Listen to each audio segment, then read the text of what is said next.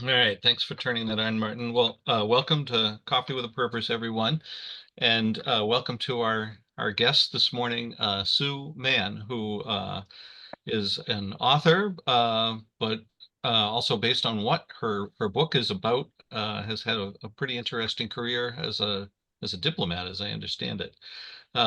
Sue, our group tends to filter in around 9 and shortly thereafter, so we'll probably have more people joining us soon. And we do have a convention of going around and briefly introducing ourselves, just so you have a sense of who it is you're speaking with. So let's start with the folks at MetroWorks. Martin? Yeah, okay. I'm Martin Kessel. I'm co-hosting here for MetroWorks, which only has a few people here today, and a town meeting member and active in the Open Space Committee in Natick and various other things around Natick. Been here for many years. Hi, Bill Ramage. Been active with Coffee with a Purpose and supporting Pat and Keep Natick Beautiful, doing some trail work. I'm currently chair of the Community Preservation Committee, so that's my main town activity. Good morning, Sue. I'm Cindy Bates. I moved to Natick 5 years ago. I'm a trail steward and also sing and sound is beautiful. And I'll just say that I met Sue 20-something years ago on an AMC ski trip. Oh. And we Is stayed. that why you brought your poles with you today? No, that's a different thing. Oh, okay. It turned out to be a rather adventurous led AMC ski trip. Oh. And so that's how we got to know each other. And then she moved off to Ithaca. So I only seen her once since she moved to Ithaca last year. And that's it for here. Oh, okay, great. Polly, I had put you on mute, so you got to come off. Yeah. There you go. Good morning, Paul Carew. I'm the Director of Veteran Services for the town of Natick, and going to a number of committees in town. And I love this Coffee with a Purpose Monday morning. Gets me motivated for the week. So welcome, Sue. Thanks, Paul. Carrie. Hi, good morning, Sue. Been here about 22 years in Natick, former town meeting member and treasurer for Pat's Keep Natick Beautiful. I remember the early days of Coffee with Pat. Everything's got started. He kept at it, and look what it's grown into. And thanks to with kind of George Papadopoulos, the coffee boy for Sally. Just an overall concerned environmentalist. Look forward to hearing what you have to say. Thanks, Carrie. Pat? Hi, good morning. Nice to have you here with us, Sue. Pat Conaway, the Keep Natick Beautiful guy. Okay. Thanks, Pat. Brian, you're on mute at the moment. There you go. Good morning, Brian McPherson. I'm one of Pat's helpers. Really appreciate this morning to get started out, and a lot of information comes through here. It's a really good spot to be. Thank you. Thanks, Brian. Sally? Good morning, everybody, and welcome, Sue. I'm Sally Hopkins, and I'm, very fond of this group. This Coffee with a Purpose is a special spot, and I really look forward to hearing from you. I'm Pat Conaway's sister, so I'm into trash. And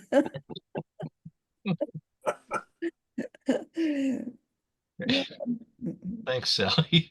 Rick? Good morning, Sue. I look forward to hearing from you. It's I'm involved with Eco Natick and Keep Natick Beautiful and town meeting and so on, but also an old English major and a frustrated novelist, probably. So I'm looking forward to hearing what you're hearing, what you're doing. Thank you for coming.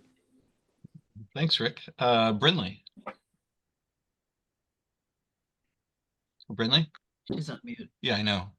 There you go. Sorry, I also, for some reason, my internet connection is very spotty, so I've missed everybody else's, and I didn't hear you call my name. Just came back. Sorry.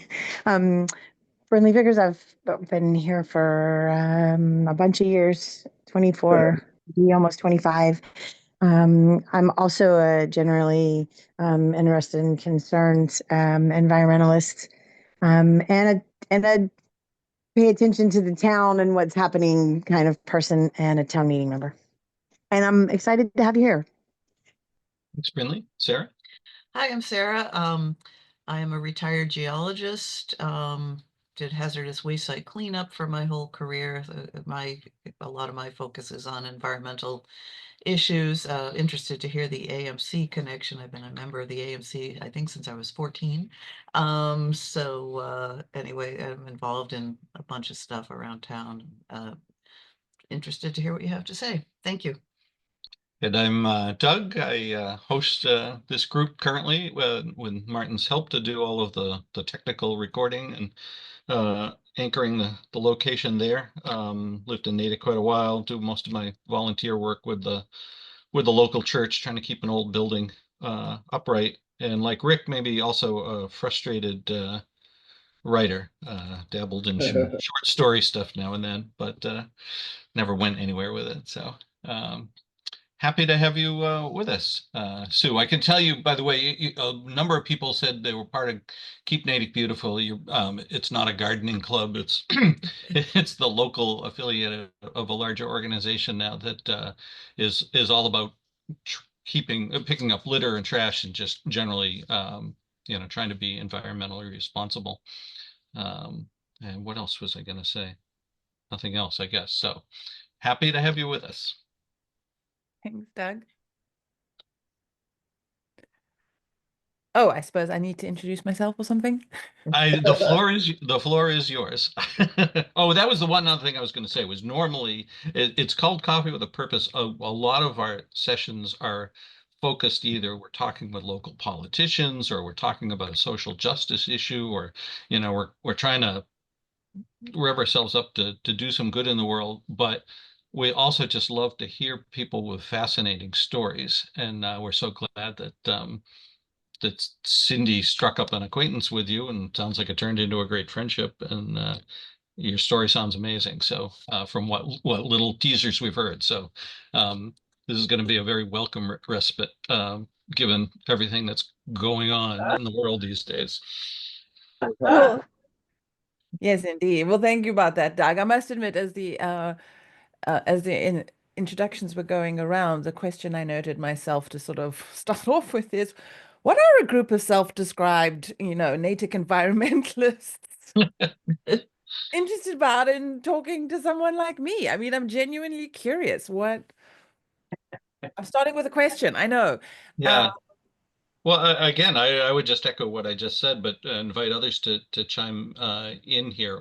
We've had folks just talk about, that just have a life that's different than ours. I think a lot of what unites a lot of us together is we're very curious about the world, and that it's just interesting to us to hear about different people in different places. We've had people come and talk to us about amazing trips they've taken around the world and so forth. It's just, I would say, with the through thread here is curiosity and just wanting to keep learning. I mean, I'm only speaking for myself, obviously, and others can chime in, but that came to my mind as you were speaking.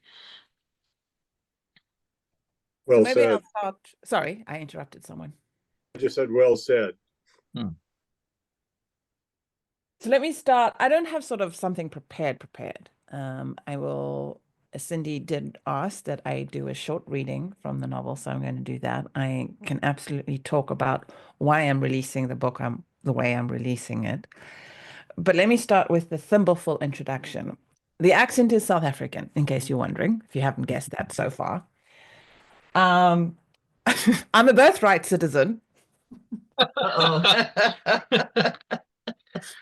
I was born in Berkeley, California in the early 1970s. My father and mother were here with my older brother. My dad was doing a master's at University of California, Berkeley. So I'm the only member of the family who has American citizenship, and I'm totally birthright. I have no other right to American citizenship originally. So let's just get that out the way, have some fun with it.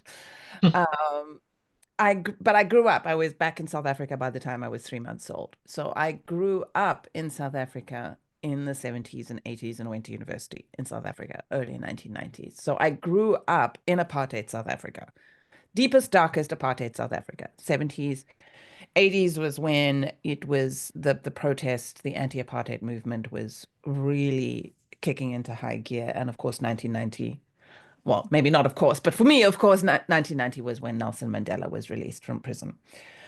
So I was coming of age exactly as South Africa was going through an incredibly turbulent period. Rick, I am an English lit major. And my mother is an English teacher and my grandmother's a librarian. So books and reading run in my novel, but I never knew I was going to write a book. Didn't have plans that I was writing a book. So my university years were in South Africa, and I graduated university. I was studying constitutional. I thought I was going to go on to do law. My third year of university, I was doing like you do pre-med, you do pre-law. You can do pre-law before you do an LLB. So my third year, we were studying constitutional law as South Africa was at the negotiating table, as all the parties in South Africa were at the negotiating table, and our professors were advising different parties. So it was absolutely, I say that just to emphasize just how fascinating it was being like a 20, 21-year-old, 22-year-old studying law, and it is alive and it is real. But then I did a summer internship in a law firm and realized how dry law was and what do I do? And long story short, I became a diplomat. I had an old family friends. The story of how I became friends with them is actually in the book. And I applied and got into the South African Foreign Service. So I joined in 1993. I was 8 years with the South African Foreign Service. 8 years with the South African Foreign Service. I was the first diplomat they ever sent to Cairo to do a two-year full-time Arab language immersion program. So I was an Arabist as well. So I was literally paid to learn to speak Arabic. And so I was in Cairo from 95 to 97. And then my first official proper posting as a real diplomat after that was in Palestine from 1997 to 2001. So the Oslo Peace Accord started in 1993. The second Oslo Peace Accord was 1995. I arrived in Palestine in 1997. So this is after the Oslo Peace Accords, but already they were starting to fray at the edges. And by October of 2000, that was the start of the Second Palestinian Intifada. And so I was there basically from a peace process to no peace process. And I was when the Second Palestinian Intifada, and South Africa has an embassy in Tel Aviv. We actually no longer have an embassy in Tel Aviv. We've actually closed that down now because that was South Africa's protest. One of many things South Africa did after October 7th. No, I don't think it's actually closed down. We don't have an ambassador there. We still have consular functions there. I think that's the more correct statement. But our mission in Ramallah, we had our main mission in Ramallah and then our satellite mission in Gaza, which we established while I was there. We operated politically independently of the embassy in Tel Aviv. When the Second Intifada started, I was actually the acting head of mission. I'm a 20-something. At that point, I am 29 years old. So it was ridiculous. It was like absolutely ridiculous. And a whole confluence of circumstances arose such that by the time I was done with that 4-year posting, I was done with being a diplomat for many reasons. And I came to the United States in August of 2001 from the Middle East, suffering from unacknowledged PTSD, to do an MBA at Cornell University. And a month later, 9/11 happened. So it was a very difficult time for me. All the reasons I had come to America basically were shattered on impact. And so that was the first time I was diagnosed with PTSD. And then I went into corporate America. We can imagine how well that played out over the following years. And so now I'm self-employed and I work as an executive and leadership coach. And I like to say I work with organizations, not in organizations these days. And I get to laugh at all the reasons that make me an absolute nightmare to have as an employee, make me an excellent executive and leadership coach. My ability to be independent thinking, ask a whole lot of questions and speak truth to power, which corporate America does not like, but which I am constitutionally incapable of not doing. And so all of that has been brought into the book I've written. So it is fictionalized memoir. It is intentionally written as fiction. It is intentionally not written as autobiography. And I have absolutely fictionalized things. But yes, it is heavily informed on Sue's life. So all of those major experiences are in there. That was a little more than a thimbleful that I promised. That's fascinating. Wow. I guess it probably shows up my own ignorance of not really understanding the differences between memoirs and autobiographies, but I don't think I could tell you the difference either, Doug. I mean, I use memoir and autobiography interchangeably. Mhm. I think technically they are. Biography is written by a third party. Right. Sure, right. Right. Right. Right. And memoirs can be written by either, I think. Yeah. Well, plus then you have the added thing that somebody who, a famous person may get somebody else to write their memoir for them and put their name on it. So The ghostwriting, yeah. Yeah, ghostwriting, that's the word. I Have think you it was traveled back to that region since you've been in this country? Or The last time I was back there was 2002 when I took my not yet fiance, but the who was to become my husband. We were very seriously involved at that point, and I knew that if this wasn't him, it wasn't somebody else. So no, was it 2002? No, it was 2003. The last time, and we got engaged in. Yeah, it was just before we got engaged. We got engaged. So I took him to Palestine. Still, the Second Intifada was still very much raging. The wall was starting to be built because the wall had not existed when I was there. And he still managed to marry me. So clearly I didn't scare him off that much. you should have brought him along today. before we go on to what most people might be interested in hearing about, which is your thoughts about Palestine now and so forth, so much of the news. I just wanted to throw something out from the literary angle, which is, before that disappears, which is to say what you're doing sounds almost like an historical novel, where you were perhaps a character in it, or someone like you was a character in it. And I read a lot of historical fiction, and when it's well done and well annotated and so forth, it's fascinating. And it's made me regret not trying to major in history and literature, because right now it's terribly trendy, both in the fine arts and in general. But it's so much more accessible. And I think what you're doing, fictionalizing your own autobiography, is wonderful. It's fascinating. Gives me much more license, Rick. It's a great idea. I wish I'd thought of it myself. Darn, only my autobiography wouldn't be nearly as interesting. So, but well, I don't know. The last thing would be to say that I don't know if you've encountered Catherine Coughlin in town, but she's also I never heard the word before, but an Arabist, speaks fluent Arabic, and at one point noted that the sign in Morse Library, which was basically a welcome in many languages, had misspelled what was intended to be in Arabic. So you two should meet, I say. She's a terribly interesting background. Right now, she's the chair of the select board in a real hot seat. So when she's finished, you may also be able to talk about PTSD with her.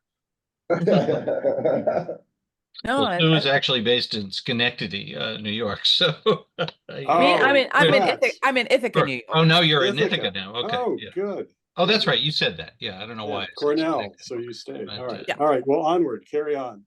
Yeah. Do you want me to start with a reading? Either Sure. way, I mean, I think doing a novel as a serial novel is something that I think some of us may be intellectually aware of. I don't know how many of us have ever read one. The only one I've ever read was when Stephen King put out The Green Mile in serial segments, and I'm certainly aware that Dickens wrote some of his works that way, but it's certainly not done frequently. So the other things besides the reading itself, just how you came to decide to write the book. I think you had something in the page about it's one thing that allows you to kind of tell the story from other viewpoints. I think we're all fascinated in all of that as well. So your choice, whether it's easiest to start with a reading and then talk about the book, or talk about and then Yeah, let me start with the reading. And I Great. love that you mentioned Stephen King and Green Mile. Yes, and absolutely, I can talk about serializing. Most people know Dickens, but serializing never stopped. It just became less common, and now it's really starting to come back. But of course, now serializing digitally. So the piece I selected, because I talked with Cindy, because I said she knows the group, she's been Right. reading the novel. Which does she think would be the most interesting one to read? Now, truth be said, Cindy has, in where I am in the process of serializing the novel, Cindy hasn't got to the Palestine section yet. The Palestine section will start mid-February, so she's a few weeks away. I wrote. So the extract I am reading is from earlier in the novel, set in South Africa. And when we talk about serializing, the whole novel is written as a series of vignettes. It's written as a series of scenes. And I didn't know when I was writing it that I could hardly have written it more perfectly to easily serialize it. Because when I started writing, I didn't know what I was doing. I was just writing, and we can tell that story. Okay. So here it is. Pretoria, 1987. Soft targets. Eleanor. Eleanor is the main character, is the protagonist. I get on the bus, excited. I have Graceland playing on my Walkman. I have money in my purse from Mom. I'm headed into town alone to do some shopping without Mom. Yay! Finally! When Mom takes me shopping, she is always pushing me to get ladylike clothes. I have nothing vaguely fashionable in my wardrobe. It's all good quality, serviceable, and respectable. I want to be braver, like Natasha. I want a little more excitement, something that says, this is me, I have my own taste. This is my opportunity, and I'm going to make the most of my newfound freedom to shop by myself and listen to the music I want to, without commentary from Mom to turn it down or turn it off. I wander downtown, humming along, happily window gazing, popping in and out of shops. Mom has the one she goes to. I investigate the ones she would never go into, where the style is bolder, brighter, tighter. Through the music, I can hear Mom's disapproving voice in one ear and Natasha's laugh of encouragement in the other. I come out one of the stores, a bag on my arm. So far, I've picked up a gorgeous red Indian scarf, shot through with gold threads, and a pair of stovepipe leggings. Most decidedly, Mum would not approve. Now I'm hungry, so I head to Vanderwalt Street to find a sandwich shop. And while I'm standing on the corner of Pretoria and Vanderwalt Streets, on an innocuous winter day, pale blue sky overhead, regular weekday traffic in town, I am suddenly rooted to the spot in terror. Absolute, gut-wrenching terror. I look around me wildly, suddenly realizing there could be a bomb literally anywhere. It could be there in that bus shelter, or there in that trash can, or there in that parked car, or there in that bag that person is carrying, or there in that shop.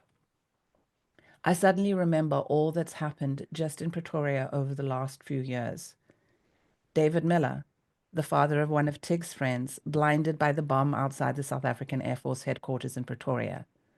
How many did it kill? I can't remember, but a lot. Air Force headquarters is just a few blocks away. Then a few months ago, the bomb that exploded outside the movie theater we all go to. That's a few blocks away in the other direction. Lately, there seem to be near daily news reports of bombs at soft targets all over the country. Banks, shopping malls, restaurants, and fast food outlets. The apartheid government says the bombs are the work of the banned terrorist African National Congress, and uses the bombings as an excuse to conduct brutal raids in the townships and mass detention without trial of black protesters.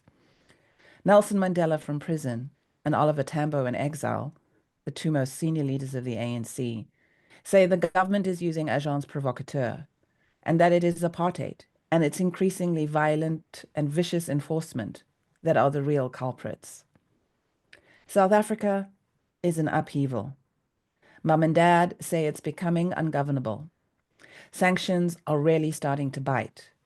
The pressure on the apartheid government is mounting from within and without. We talk about it as a family over dinner most nights.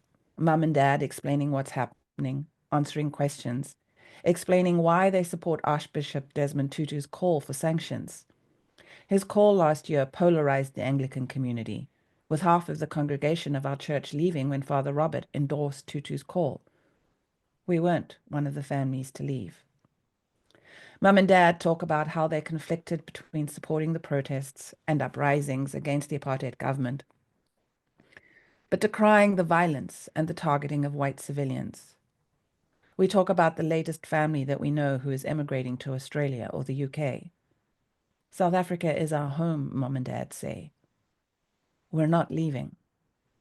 The townships are already ungovernable. On the news, I see the Caspers rolling in, the police tear gassing, beating, kicking, shooting, killing people with black skins, the state of emergency giving them almost unfettered powers. But in the Pretoria suburbs, at St. Anne's, life goes on as normal. Our lives are untouched, while brutality and oppression rain down elsewhere. It's always out there, not in here. It's on the pages of the newspapers, on the news at night, real but not real. Happening to others, not to us. For now, at least. Tig has, as expected, and like all white males when they turn 18, received his call-up papers for compulsory national military service. But as he already has his admittance to university, his conscription is delayed by at least 4 years. So with the exception of David Miller, it's never come close to touching us personally or directly. Mum had a vicious argument with her brother some weeks back. The apartheid government is using the powers it's given itself under the state of emergency to call up people who did national service to supplement the police. Uncle Charles had been called up and was on the fence. "We are not butchers," Mom had yelled at him furiously. "We do not police apartheid. We do not suppress protest. If you go, I will never talk to you again. And what if something happens to you? What will happen to your family? You have a moral duty to your family, to your country, to refuse this call-up." Mum's perpetual state of being seems to be anxiety. To see her angry like this? My mouth had dropped open and I'd stared at her in silent awe. This is Mum? Who is this woman? So here I am, standing on the corner of Pretorius and Van der Walt streets in Pretoria, seat of the apartheid government, on an innocuous winter day, riveted in place by terror. There really could be a bomb, I think. Anywhere. It could go off at any time. For what seems like an eternity, I stand there, frozen in terror. And then, just as suddenly, it passes. Another voice whispers in my head, Yes, Elle, there could be a bomb anywhere. It could go off at any time. And what are you going to do about that? You have a choice. You can stay home and afraid. You can succumb to the fear that both sides want you to live in. Or you can say, screw it. This is my country. If it's my time to die, it's my time to die. You can live your life on your terms or on theirs. What's it to be?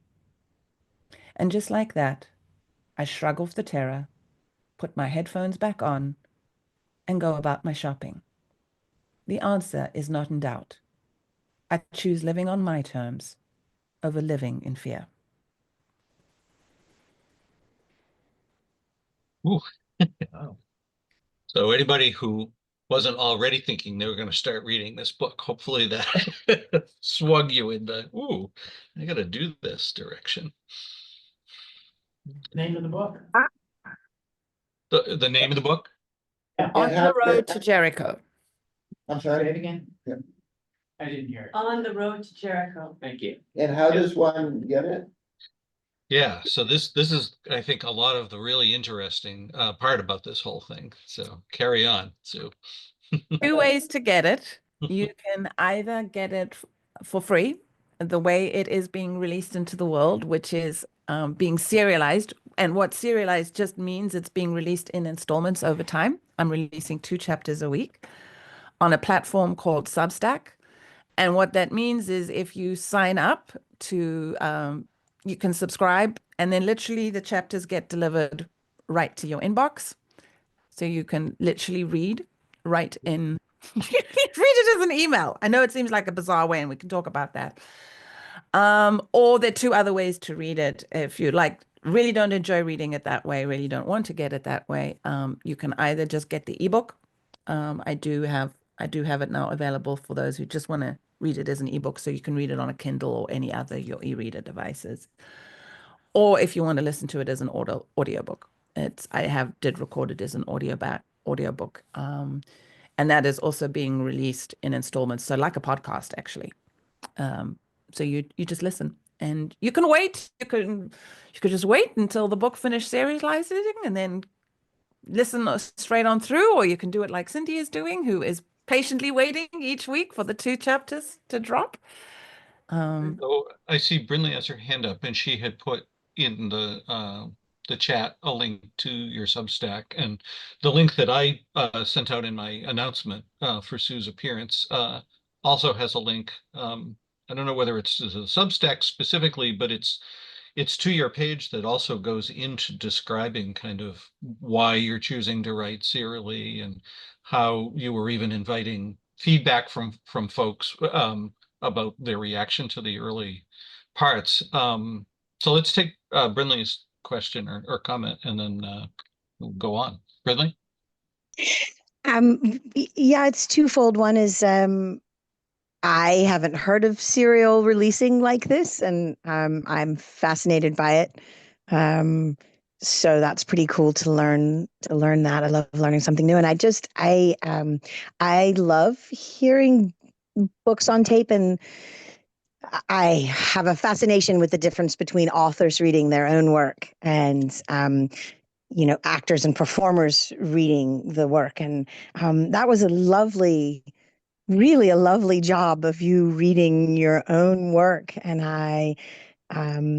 my outside of the content, one of my thoughts was, when my kids write, I always tell them they have to read it out loud. If they can't read it out loud, they're not going to find the mistakes, because when we read in our head, it reads differently than when you hear it out loud. And I do think that's great. And it really sounded like you had read it out loud as you were writing it, and I really find joy in that type of reading and listening. So I'm thankful for that.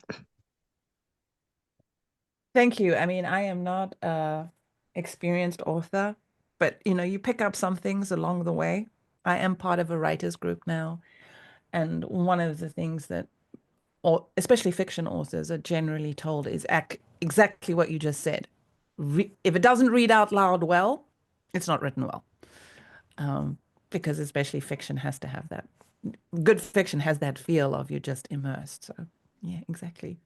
So Well, yes, I do read my own chapters out loud to myself, and it is how I pick up a lot of errors and like words and the things that can read one way but sound differently. And so yeah, I absolutely do. Part For of the audio version of the book, is it also you or is someone else reading it? No, I've read the whole book. Yeah, you did. Okay. Went into the studio and recorded. Rick, did you want to speak? No, Brindley articulated it well. And how many sort of weeks is it if you serialize it or listen to it as like a podcast? My novel, because of the way it's chunked up, it's a 96,000 word novel, and my chapters are relatively short. Anywhere from the shortest chapter I think is less than 100 words. The longest chapter is around 2,500, 3,000 words. And so it's 10 months. So, and I say that, I mean, it's sort of like, and when we get that choice to serializing, there are absolutely trade-offs because exactly, and we do see it with people drop off on serializing because that's a different reader engagement, different reader commitment.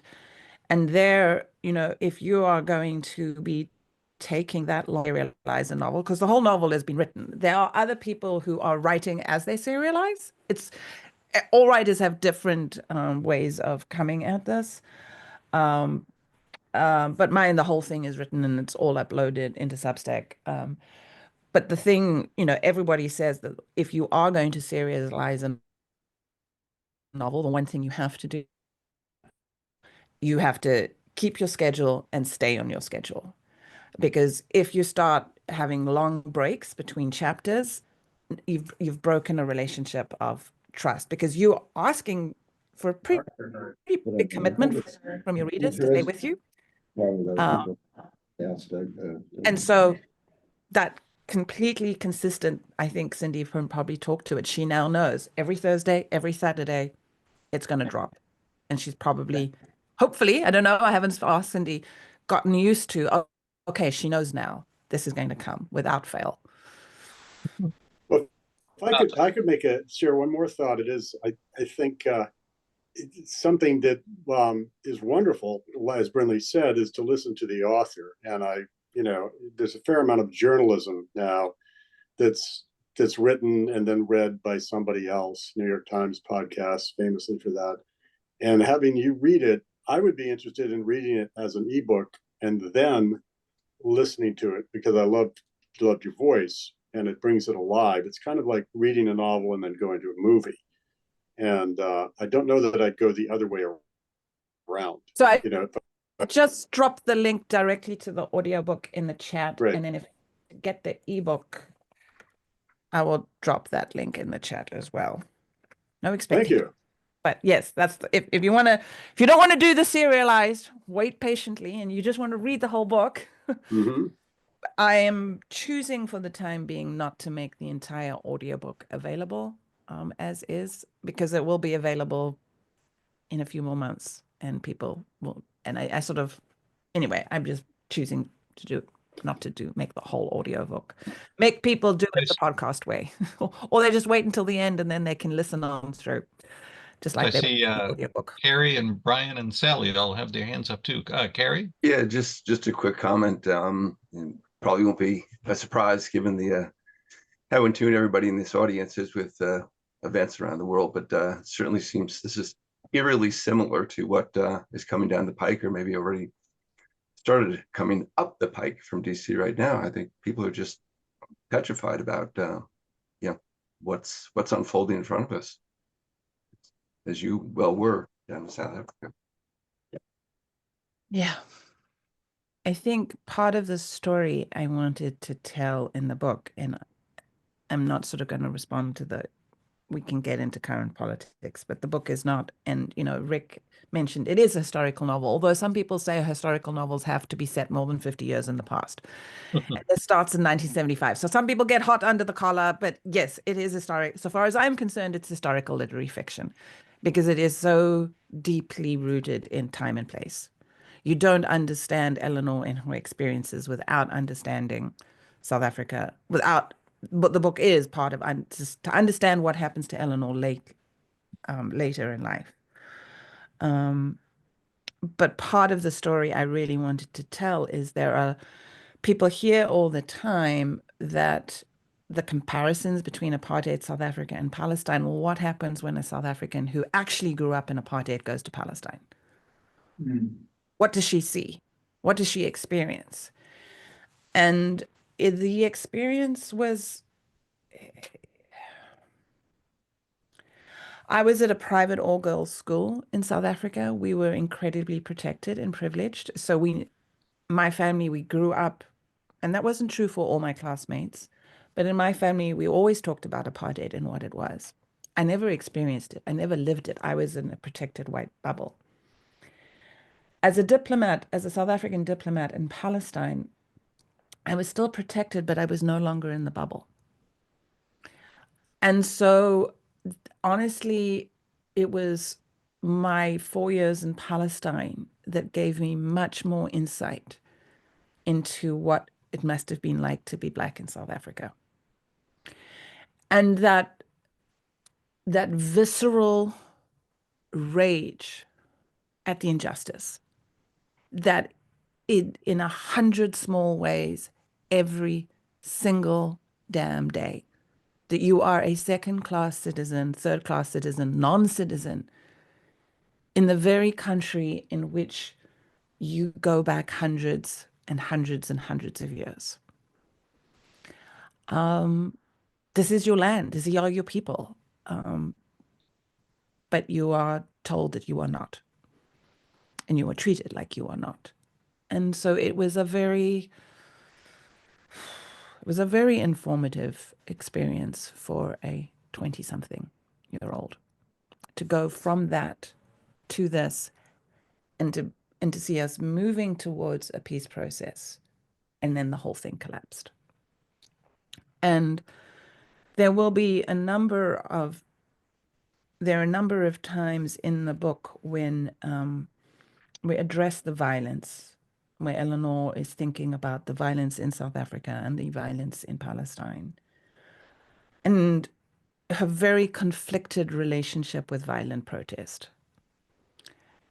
That she can understand it, but it doesn't mean she can see why people believe it is necessary and justify it. But the costs it enacts are also huge. And so she has a very conflicted relationship with violence. And I think that is still me today. I have always been relatively more protected. I have a couple of times in my life been caught up now in very violent situations, very scary situations. And so I think this romanticization of violence and violent protest and vigilantism is really, really scary. But I also understand where it comes from, the motivating impulse behind it. So, and obviously there's so much more there we could explore, but yeah, I'll stop there. lots of hands up. Yeah, there's definitely a question I want to ask, but I need to go in order here. So Brian, and then it's Sally, and I'm going to jump ahead of Brindley, but Brian, go ahead. Well, not to jump into the weeds too deep right away, but with your experience in South Africa, what's your take on Elon Musk and what he's up to? I don't have one. I mean, I mean, I'm sort of like, I'm finding myself a little puzzled by the question, Brian. It's like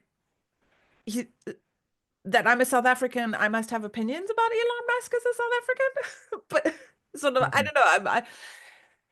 The funny thing is, ironically, he was so in South Africa and apartheid South Africa, and he left long before I did. He left South Africa, I think it was the 1980s was when his family left. So apartheid South Africa had its public schools, and then there were private schools. Public white schools and public black schools. Public black schools, train smash, just horrible. Just public black schools by design were not there to educate Black South Africans. They were there to only support them becoming laborers. That was by design. So the schooling was horrific. Public white schools, there were public white schools that were on par or better than some of the private white schools. In Pretoria, and we had English medium and Afrikaans medium. Those were the two official languages in apartheid South Africa. So we had English medium and Afrikaans medium schools. So Pretoria, we had and schooling was generally segregated in South Africa. So we had in the two top tier English medium public schools in Pretoria were called Girls High and Boys High. And the two top tier Afrikaans medium schools in Pretoria were Meisieshoër, which is the equivalent, Girls High, and Seenshoër, Boys High. My mother actually, I said she was an English teacher. She was an English teacher at the school I was at. But before she was at my school, she was an English teacher at Boys High. And that is the school to which that was the school Elon Musk attended. So there is and one of my friends from classmate, her brother was in class with Elon Musk. So there are, yeah, there's How about bringing some that like up to the weird, now strange a little connection. bit? But I mean, it's like the old thing, right? Power corrupts, power corrupts absolutely. I think that's what we're seeing. We're very much back in the Gilded Age and the robber barons, for me. History is very instructive here, and it didn't end, then what happened after the Gilded Age? Yes, just prologue. And so I think my guess is this is where America is headed. Sally. Into an apartheid type country? More of an oligarchy, more of South Africa is generally regarded still as the most economically unequal country in the world. Something called the Gini coefficient that measures wealth disparity. Part of what we saw in the Gilded Age, right, the late 19th century, early 20th century, was the robber barons who had all this power and wealth, and then what John Steinbeck was writing about. That's where we are, where I feel like, unfettered corporate capitalism is just this accumulation of wealth and power, and that is the trajectory we are still on. And it's not going to stop anytime soon until the ability of that system, the reality of that system, which is very evident to many, but is not evident yet to enough, starts to really become unavoidable. I'm being circumspect, maybe. As is your right. So No, it's difficult. you. Difficult. There's so many threads in this situation. So many things going on all at once, and I think it can feel overwhelming to so many of us. Of like, we can look and we see that there's a lot that's not right, but how do we fix it? Is a tough question. It's hard to answer. Well, let's move on to Sally. She's been patient. Well, this is fascinating. Sue, I'm a real Luddite when it comes to my computer. I love it and hate it, but the idea of the Substack format intrigues me. And I have some folks on Substack that come through my emails, and now all I'm doing is just I'm overwhelmed with wonderful stuff on my email. And if I was going to read a novel, I mean, I could be just, sedentary for the rest of my life. So how do you help us on Substack? Do we need to subscribe and then get to hear you and see you? I mean, get to see what you're doing, or is it, if I join Substack, is that like being available to what you're writing? Absolutely. So there are two parts of Substack. One is that it's a publishing platform. Oh. So everything that I have so far released is there, and you can just go and read it like you do New York Times or anything else. So it's literally just a published platform. You follow the link, you can start at the beginning, and you can just read through the posts, and you don't need to subscribe to anything. If you want to continue, if you want to know when a new installment is released and get it, then yes, that's subscribing. And subscribing means just signing up. There's free subscription and paid subscriptions on Substack. So the free subscription is literally the chapter will arrive in your email inbox. And I totally recognize that does not work for everyone. Before I decided to go on this route, I made sure that I experienced it as a reader. I signed up for Dracula, actually, as someone took Dracula and they serialized it on Substack because it's in the public domain now. And so I was sort of like, what is it like to read this way? And it is an absolutely different reading experience. And Cindy can probably talk much more about her reading experience. So yes, and if you are a free subscriber on Substack, you're going to get an email on Thursday and an email on Saturday with that day's chapter. If you are a paid subscriber on Substack, thank you very much. Yes, you are supporting an independent author. Thank you. And you get the audiobook, so you can listen to it now, just like an audiobook. Obviously, again, everything that has been released up until this point, it started in October. So you could listen all in one fell swoop. That's about 4 or 5 hours at this point, I think, already. And then you continue to get, just like a podcast, the new chapters. They also come to your email, just like the everything. And then also what I'm doing for my paid subscribers in Substack is all this bonus material where I am putting in personal photographs, videos, public, a lot of it is public, YouTube videos and stuff, but I'm curating and pulling things together, but also personal photographs. They're also deleted scenes on other things. And music. I've created sort of like a soundtrack, as it were, to go along with the novel, which is a Spotify playlist. And that's just sort of that more richer, immersive experience so that it's not just words on the page, so that you can actually experience. Like Eleanor, for instance, talks about the Toi Toi, which is the South African protest dance. But there's reading the words on the page, then there's watching what a Toi Toi actually is on video. That's, again, a very different experience. So I can do stuff like that with the bonus material. Does that answer all of your questions, Sally? That's helpful. And I'm curious, I love Cindy's hand in the air because I'm wondering how she's getting it. Yeah.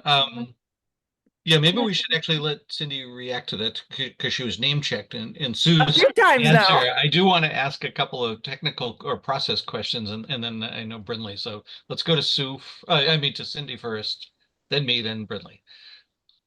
So I paid $30 for the subscription to listen. And I will say that the segments, chapters are from about 2 minutes to, I think the most was maybe 16 minutes, but mostly they're 8 to 10 minutes. So it's very quick and kind of a nice little break in my day. I will give, Sue has graciously given me 3 1-month subscriptions to give away. So the first person that emails me, or, I think you all have my email, you can put it in the chat. I can give, it's for 1 month, so that gives you 8 chapters to anybody that wants it. I've done 2 and I have 1 left. And the only other thing I was going to say is that piece that Sue read, she had read it at a session she did back in October when I started. And I just realized when she got to the end that, oh my goodness, a month after that, we had the election, and what Carrie was saying, like, it just really hit home, the concept of how power can make people afraid, and how we're definitely not our best selves when we are afraid. And so it's amazing how a book that you write for one purpose can be so relevant when you get it done in a way that you never really thought about. Yeah, good points. And just to pick up on one thing there that Cindy's saying, a lot of people asked when I started writing the book. I started writing it in 2022. At the beginning of 2022, the bulk of the book was written, it was mostly all written by the beginning of 2023.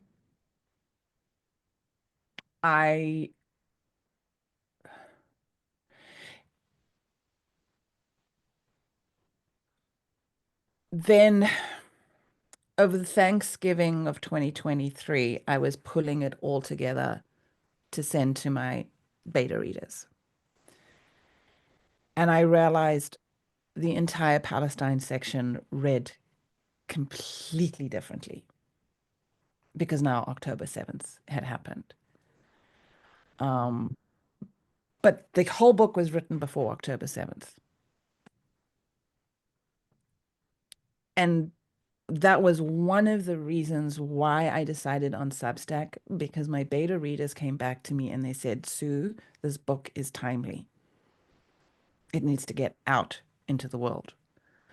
The Palestine section is set 97 to 2001. It is not set in current times. And you are experiencing it through the eyes of Eleanor. But they said it really helped them understand so much more. And they wanted to see it in the world. And Substack was one of the fastest ways I could do that. Not the only way, but one of the ways. Anyway, Brindley.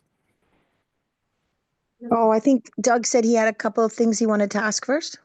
Yeah, just really quickly. I mean, because actually your answer just now, Sue, I think addressed one of the questions I had because I thought I had heard at the outset that you were inviting comment from readers that might actually help shape, maybe because you're a new writer of novels, just how you went forward. But I think you've already addressed that. So you had apparently a beta group that you specifically invited feedback from. The larger question I wanted to ask, because it seems apparent from some of your answers, was it either part of your motivation in writing, or have you just certainly experienced in the act of writing that this has helped you process for yourself just what it was like to live through this time or through this story? And to just address your first observation, yes, this current book one is written. Yes, the beta readers and their feedback fundamentally reshaped it and improved it. But yes, I still want comments and reader engagement because the absolute plan is to still find a publisher. I still want to do traditional publishing too. And it'll probably be rewritten again at that point. It'll get, it has had a developmental editor, but it'll get edited again. And I'm in my writing, and there's still things as I'm learning now as I'm part of my writers group. It's like the things that I was like, okay, that was good, but it can be better. And then to your second question, sort of the real motivation, the original real motivation to write the book was in 2017. I had a fairly horrific bout. Well, not fairly horrific. In the scheme of things, it was mild, but it was horrific for me experience of workplace bullying. And one of the hallmark features of workplace bullying, anyone who's ever been a target, PTSD is not uncommon at all. And sort of like there we could have Eleanor. She survived South Africa. She survived Palestine. She's figured it out. She's like shrugged off bombs. But workplace bullying, that brings her to the point of breaking in a way she had never broken before. So why would that break her? And in trying to tell that story, you have to understand all of who Eleanor is and all her life experiences and how she's come to that place. And book 2 will also be like, and what are the people who are engaging in these power over bullying behaviors? What are their stories? Again, they're not, we like to think of them as being evil beings, but they're not. And they're also human beings. They also have stories. They act in hurtful and harmful ways, yes. So that was the real story I wanted to tell. And in so doing, I needed to tell all, I ended up telling all these other stories too. And it has been profoundly healing, Doug. I have just let go of things in a way. And one of the most memorable moments was, and really what started this process, I think, was in the midst of my complete and utter breakdown in 2017. Like utter, complete, good old-fashioned breakdown, PTSD breakdown. I remembered lying on the couch. I was on short-term disability, listening to Krista Tippett interviewing Bessel van der Kolk. This was a recording, the interview she'd done with him on his book, The Body Keeps the Score. And listening to his voice, listening to him to describe that one of the hallmarks of trauma and PTSD is, like we say, like trauma interrupts the plot. It's like you get stuck in a moment in time.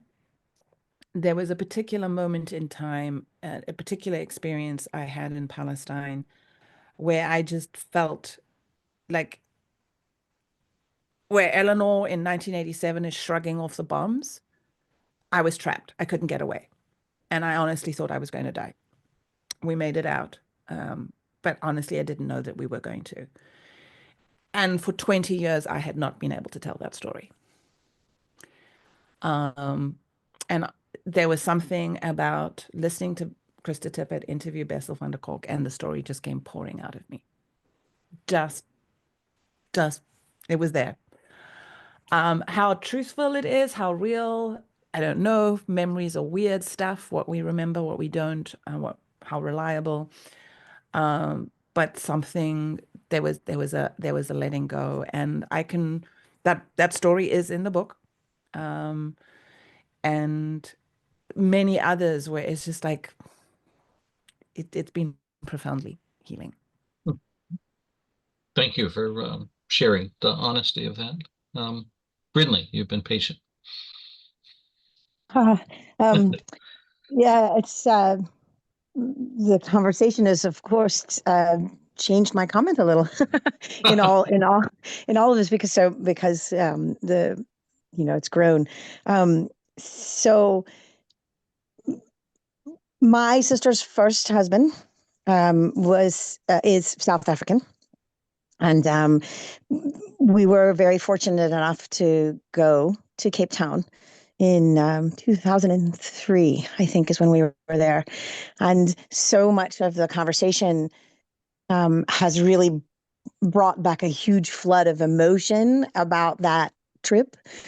Firstly, reminding me of how absolutely stunning and gorgeous and amazing the country is there. We got to go to Botswana afterwards on safari, and just it was truly a wonderful place to visit, just in terms of the geography of it. And then what brought up and made it feel so emotional, this conversation, is that remembering also the divide in our own group in terms of the privilege versus the non-privilege, and the interest in who wanted to see what.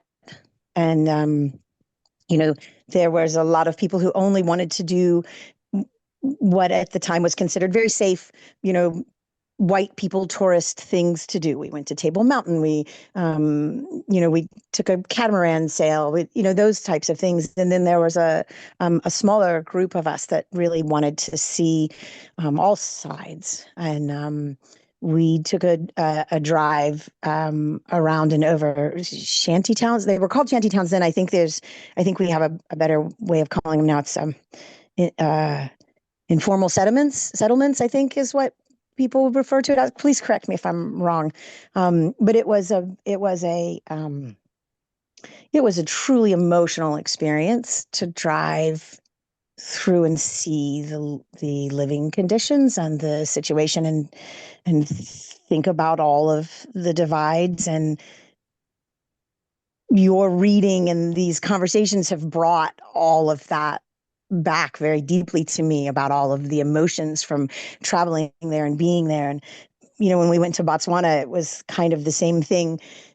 Half of the group really only wanted to do what they considered to be safe, and then the smaller group of us, we really wanted to go to the markets. We really wanted to walk in between. And I still have on my wall some incredible artwork, and a blanket, and some carved soapstone, and some just amazing things. And I found the people in the markets and in the villages that we went to be so warm and wonderful and inviting. And when we went to some of the villages, it had been suggested us to bring art supplies and other things for the schools. And so the small group of us that chose those types of things to go do, we took art supplies to the schools. And it was so amazing to sit on the ground and have the children just want to be with you. And I was like, how can people not see the difference, but see that there's not a difference between the children? They were wearing the same shorts and t-shirts that my kids wear. They wanted to hug me and chat with me and ask me stories and all of those things, just like my kids. And hearing your reading and hearing the conversation of the group has really brought a lot of that trip back to me. It's still one of my husband's and my favorite all-time trips. And thank you for sharing this journey with us. Thank you, Brinley. There is something very special about Southern Africa. Yeah. There's a quality of spirit there that, it's only something you can experience. It's not something you can talk about. It's you feel it in your bones. And I think it's informed by, especially in Southern Africa. So Southern Africa is, not just South Africa, but also Lesotho, Botswana, Namibia, Swaziland, Mozambique, Zambia, Zimbabwe. Has anyone heard the term Ubuntu? Yeah. That's the African humanist philosophy. The full term is, I never get it right, is Umuntu Ngabantu Ngabuntu or something. It's a whole phrase. It's generally translated as I am because we are, or I am because you are. And so it's this entire African philosophy of it's not individualistic. It's this idea that we can only exist as human beings. We can only flourish and thrive as human beings in community with other human beings. So it's innately a humanizing philosophy. It's like dehumanization is just inherently not part of it. As a white South African, I didn't necessarily grow up with Ubuntu. I mean, I grew up in a Western tradition. But as I came and as I really come to sort of have many more Black South African classmates, Black South African colleagues, understand more and be much more immersed, it's like, it's a very different way of moving through the world. And it is a much more joyful and connected way of moving through the world. And I think you can walk into these squatter settlements like Brinley talks about, where the poverty is just shocking. And yet you can experience more community, joy, and aliveness than you do in $20 million mansions in Cape Town, 20 miles away. I mean, I think we see that in this country too, and folks living in destitute or much more impoverished circumstances seem to have a much stronger sense of community. There's just something innate, I think, that people recognize the strength of being with others, um, even when they have so little to share.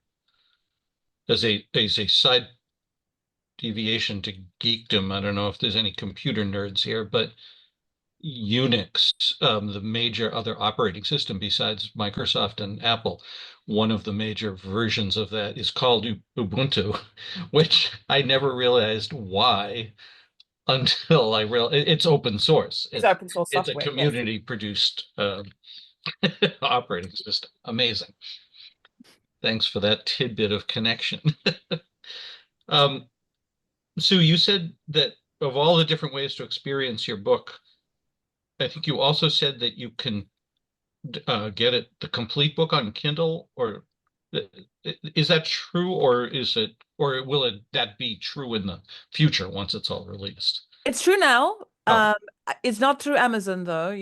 oh, okay. It's by direct, and Yeah, there is a they're not a publisher, they're a deliverer. They're a yeah. delivery service called Book Funnel, and Mhm. they walk you through the process of getting it onto your e-reader. So I have an iPad, for instance. I don't have a Kindle device. I have Yeah. a Kindle app on my iPad, um, and it's a way of, but it's not exclusive to Kindle. I mean, they'll deliver to the other Yeah, e-readers as yeah. well. But yes, it is possible to get all of book one. Book two is still in process. Book two is being rewritten at the moment. There's just so many aspects to this discussion. I mean, the story of what the world is like and how you've experienced the world there and how it parallels to what's going on here is amazing. But also just the world of publishing. Just the whole, I'm sure that there's gazillions of frustrated writers out there thinking, getting rejection slips from traditional editor services and thinking, well, what do those editors know? If I could just get the book out to the public. So for you to publish on Substack and have beta readers seems to be an interesting end run around that. Um, Yeah, I mean, when I wrote the book, I have to say, writing the book was easy. Figuring out how to get it published was hard. And the more I learned about publishing, the more I was like, oh, the whole publishing model is going through massive change at the moment as people try and figure this all out. And we have major big name authors who have moved to independent and self-publishing. There is a slight difference between independent and self-publishing, but not enough to worry about. But independent publishing. And I decided not to go the independent publishing route. Well, the independent publishing route is I'm my own publisher. And I'm trying to get the book out that way. And it's listed on Amazon and Kindle, and I'm getting it into bookstores and all of that stuff. There's a sort of a law, a commandment to first-time authors, thou shalt not publish your first book. And the reason is because, your first book is never as good as your subsequent books. There's still so much you're figuring out and learning. And so I do want to publish On the Road to Jericho. But yes, I think by the time it comes out in physical print edition, it'll be the same book, but it'll be a revised book again.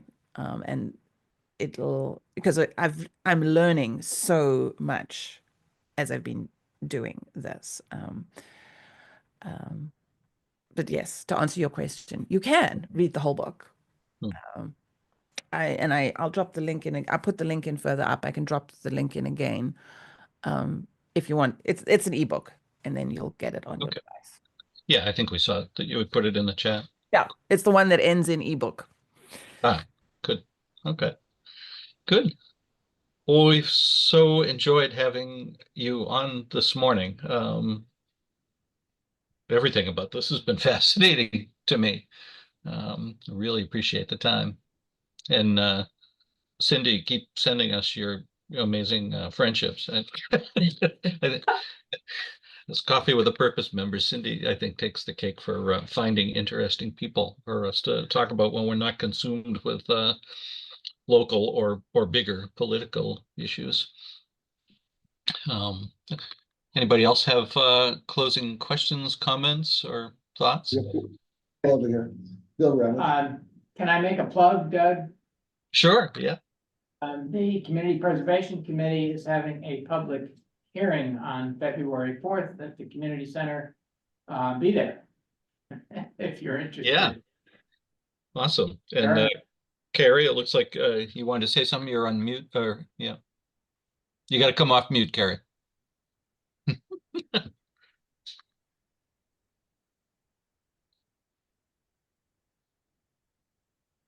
Where is that button? There you go. There we go. Oh, Click wait, right back you on toggled mute it. You guys try it one more time. There you go. We have a date finally for our 6th Repair Cafe at the Native Community Senior Center, Sunday, May 4th. So start gathering your broken items and bring them out, bring them on in. The hours are 2 to 5, I believe. You'll hear more about it, but Brian will be there helping out, and hopefully a few others. But mark your calendars. Actually, as I understand it, that's Earth Day around Native weekend as well. That's right, So there's gonna be a lot of Right. activities that weekend. Yes, Yep. Cool. Planning for this year's Earth Day celebration is underway. yes. Thank you for pointing that. Yes, Eco-Natick, it's going to be posted there very soon. So I appreciate your help with all that, Bill. Yeah. Thanks. And I think people probably saw in our my announcement that next week our focus will be on the potential, I'll say potential rather than impending override for the town. I know you're all aware of all the activity and communications that have been going on about that, but we're very thankful that Jamie Erickson will join us next week to give us some of the hot off the press basics of the town budget, what's kind of driving the perceived need for the override, and folks from the Vote for Natick's Future group will be here. They are strongly in favor of the need for the override and that it should be passed. We don't really have an organized voice in opposition to it, but I think I'm going to rely on all of our great critical thinking skills to just have some thoughtful dialogue about it. Catherine Coughlin, who I see has joined us today, may join to offer perspective from Select Board as well, but it should be an interesting discussion, but not in lieu of taking full advantage of all of the other great communication avenues the town is putting forth for this. There's no excuse for staying ignorant about it, despite some of the chatter you see on social media. So, quick thing to do. Oh, I'm sorry. I was just going to apply real quick to the budget. First, to say thank you so much to Sue for being here. That really was wonderful to hear your story today. And then to tag on to the budget conversation, there was already an open public meeting. Hopefully, Doug, when you send out the reminder for next week, you can send out the links. There's 2 big things already happening. One was we already had a public session of question answer, presentation and question and answer. And then there is a public document. There's two that have been sent out so far where public sends in questions and they answer. And so there's 2 very thorough things. And I do think it would behoove us to be more efficient with our time and our questions if we've already looked at all of that, because it's a lot. There's been a lot of conversation already around it and questions around it. And then also the 3rd is the day that they're releasing the budget. So the evening of the 3rd is the joint school committee and select board meeting where they will actually release the preliminary real numbers for next year. What is that date? The 3rd. Monday the 3rd. February 3rd? Yeah. Right. Yes. Okay. Yeah. Okay. Yeah. The link that I've been including in the communications is to the main town page on this, which I think then has sublinks to all of the specific things that you mentioned, Brinley, in his continuing. By coincidence, we are having Jamie Erickson on our Coffee with a Purpose next week on the morning of the 3rd. So even though nobody else will have a chance to read the budget, he will know what's in the budget and be able to tell us. Right. Wow. Yeah. So that's next week, and then we will be moving on to candidate forums after that. I've heard back from pretty much all the candidates with their availabilities. I'm putting out a draft schedule and hoping them to get locked in for particular dates between now, or between 2 weeks from now and the election. On that topic, Doug, the dates of the 2 Eco-Natick forums are now set. So the school committee will be on Tuesday, March 4th, and the select board will be on Monday, March 10th. Okay. And we have our moderators lined up, thanks to Martin and to Jay Turner, who's going to again do the select board on the 10th. It's the only day that the 2 of them are both available, so we don't have much choice. The candidates are either going to have to show up or not on that one. The school committee is a Tuesday night, and I don't see any reason from the calendar that I've looked at and that other people have helped me look at that one won't stay where it is. And we hope to attract all the candidates. Thank you. Sorry. Yeah, no, that's fine. This is just chit chat. Carrie, yeah. Sorry, there's a point of order here. There's a problem with the 10th. It's the Yes for Natick forum at 7 o'clock at night. Oh, criminally. Back to drawing board. Thank you for reminding me. God, there's so many of these moving catch. Cindy also has her hand up. I just, Sorry. No, that's important. Sue, I want to thank you so much for joining us this morning. Yeah. When you asked what you should say, I did suggest maybe sharing a few pictures. I don't know if you had any queued up or if you could just, I have that one of the mountains. That I've never really seen pictures of South Africa until I saw them in bonus materials, and I don't know if you had anything else that you wanted to add before we close. Thank you, Cindy. I can certainly share pictures if anyone wants to stay on anything at all. I've got some, I think the Drakensberg ones. That's what it was. Yeah, the Drakensberg is one. Well, Cindy has a particular love of the mountains. We have a shared love. There you go, AMC members. Yeah. Sarah and I do too. I love the mountains. And I'll sort of say, if what you've heard today, if you know of, yes, I want to get this story out into the world. Of course I do. It's like, writers want readers. If you know of anyone who would love to read this, invite them along to read it along with you, or any other groups at all where you think, hey, you should talk at so-and-so. I'd love those introductions, just like Cindy brought me to you guys. I mean, you're all plugged into different groups. The more I can, this is part of me doing my job of getting the book into the world. And I'm very, very grateful to Cindy. And I loved your sort of like curious, enthusiastic, I just exactly hear these very curious minds about the world and different experiences and different perspectives and different ways of being and living. And it just felt very like a conversation. So thank you. But I don't want to assume photographs. I can bring up anything, but I don't want to go there. Sure. Yeah, no, I'd love to see a photograph or two. Carrie, you wanted to say something though. Waiting patiently, not a big thing. I just want to say that I found this interesting. My girlfriend Leslie Githens, who helped Pat craft the name Coffee with a Purpose. She's a little under the weather. She might be here.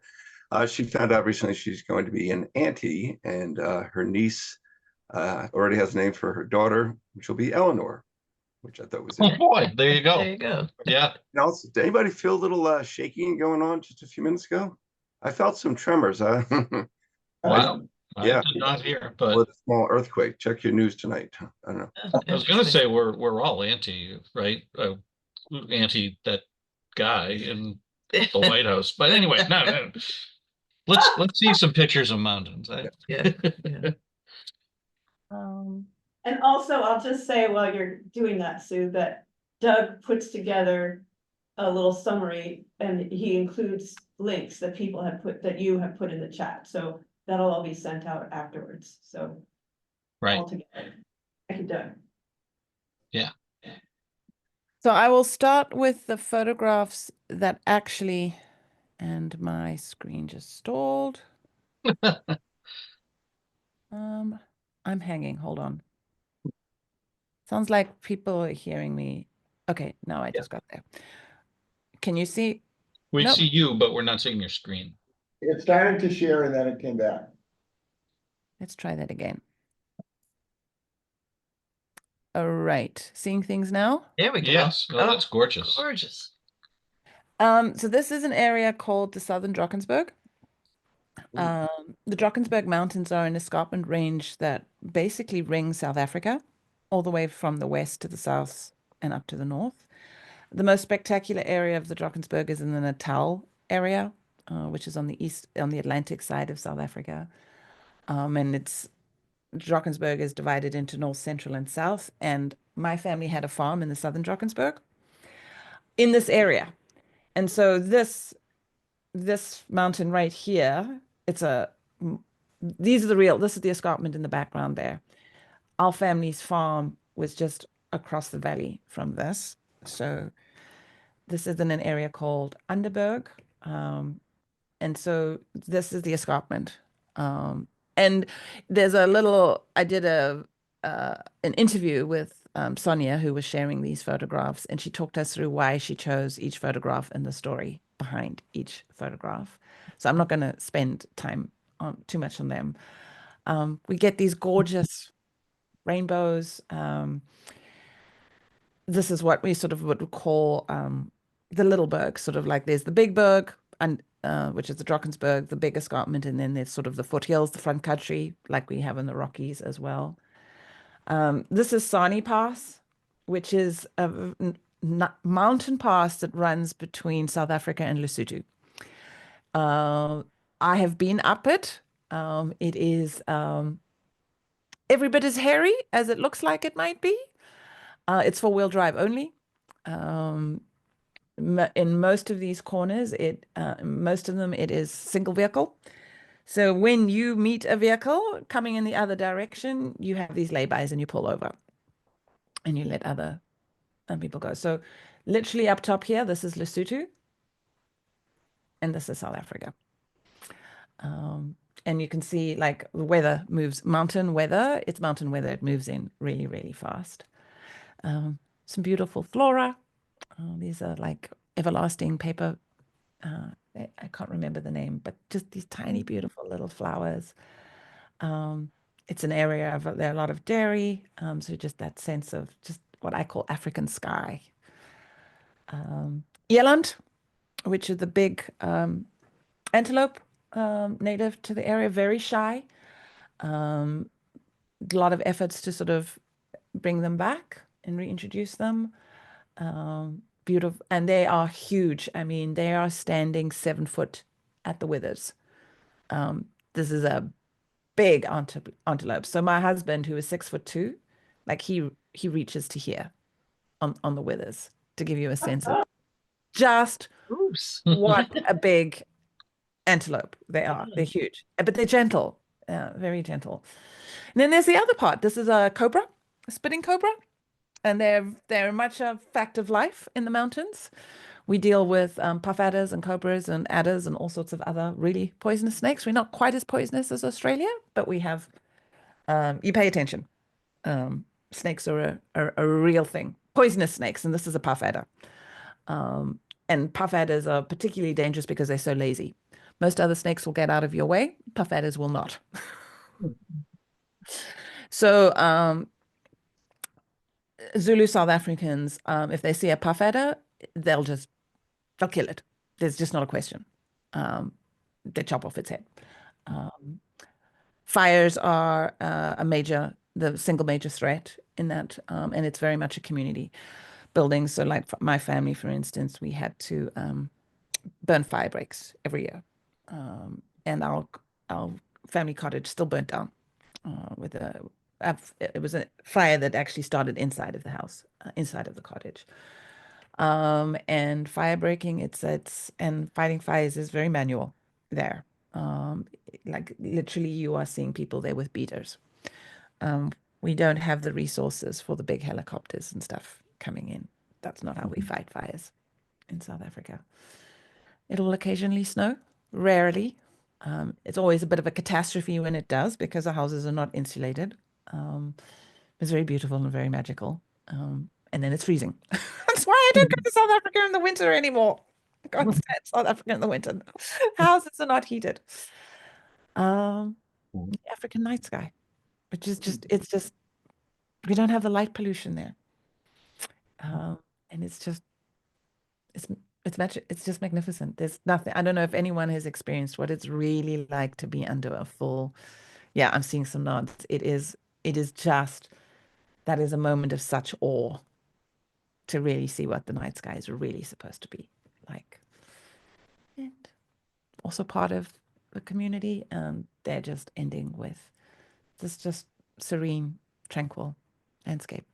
And this is just some of the photographs that I include in bonus materials. There are many more from all sorts of other different times and places. Yeah, that's it. Beautiful. Beautiful, beautiful. And what is the I know Cindy said she had a free membership or something to raffle off or hand out, but Well, what because is then just that is actually, I think that is actually done by Substack itself. They okay. recognize that Cindy is one of my more dedicated and active readers. Oh, but And what is the cost if we just want to buy? Is it a monthly cost or is it or to get the ebook, it's 31. To get the ebook and all the bonus materials, and get the audiobook and the bonus materials, that's 31 or $5 a month. So you can choose either option. Gotcha. So it's either a monthly or an annual. Mhm. And if you just want the ebook alone, that's 12. Great. Awesome. I can say that I have been very inspired to go pull up my laptop and go through my pictures now because it really is such a special place, and I'm grateful for you sharing this today.